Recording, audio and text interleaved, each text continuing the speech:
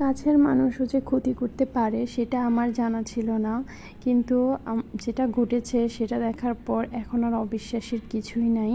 আসলে আমরা আজকাল কাকে বিশ্বাস করব? কেউই আমাদের বিশ্বাসযোগ্য না, সেটা কাছের হোক আর দূরের হোক। দূরের মানুষ তো অবশ্যই ক্ষতির জন্য বসেই থাকে। তো হ্যালো, আসসালামু আলাইকুম everyone, welcome to my new blog. যেখান থেকে আমার ভিডিওটি দেখতেছো, আশা করি সবাই ভালো আছো, সুস্থ আছো। তো আজকে আপনাদের সাথে একটা ঘটনা শেয়ার করব, সেটা হচ্ছে কাছের মানুষরাই সব থেকে বেশি বিপজ্জনক আমি যেটা মনে করি।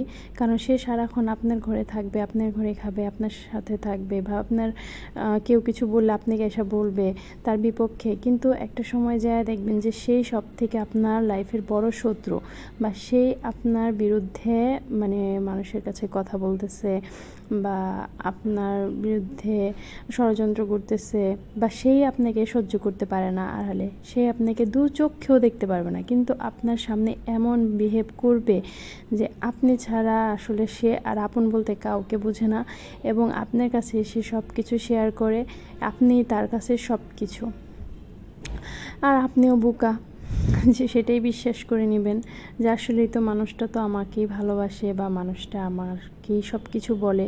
কিন্তু দিন শেষে যখন আপনি জানতে পারবেন, আর ওই সব মুখোশধারী মানুষদেরও বলা উচিত যে তোমরা কি মনে করো ভাই, তোমরা সব সময় আড়ালে এরকম বলে যাবে, আর সেটা কি কোনো দিন প্রকাশ পাবে না? অবশ্যই পাবে। কথা আছে, আল্লাহ ছাড় দেয়, ছেড়ে দেয় না।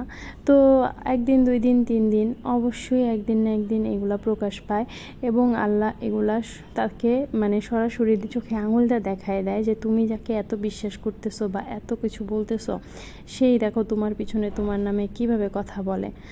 এগুলা ঠিক না, এগুলা চেঞ্জ করা উচিত।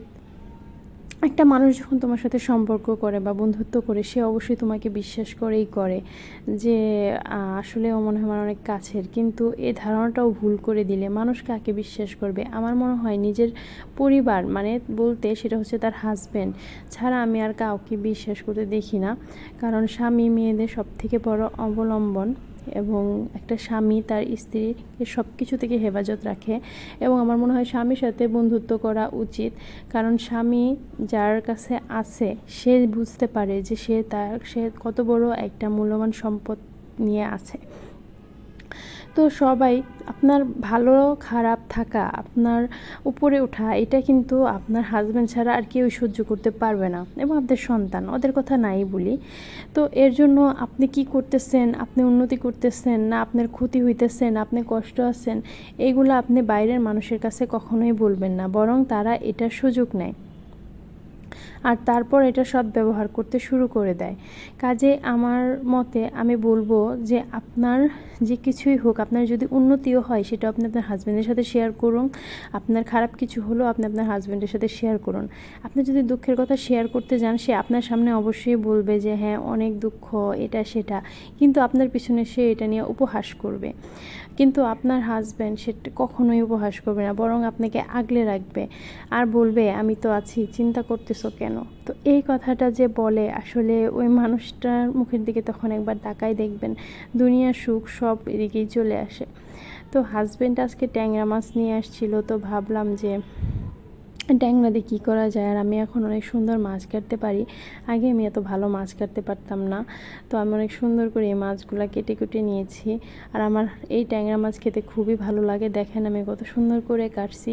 আর এটিতে অনেক ডিমও আছে, ডিমওয়ালা। এগুলোতে গুলশা ট্যাংরা বলা হয়, যেগুলো বড়, আর যেগুলো ছোটো ওইগুলোকে ট্যাংরাই বলে।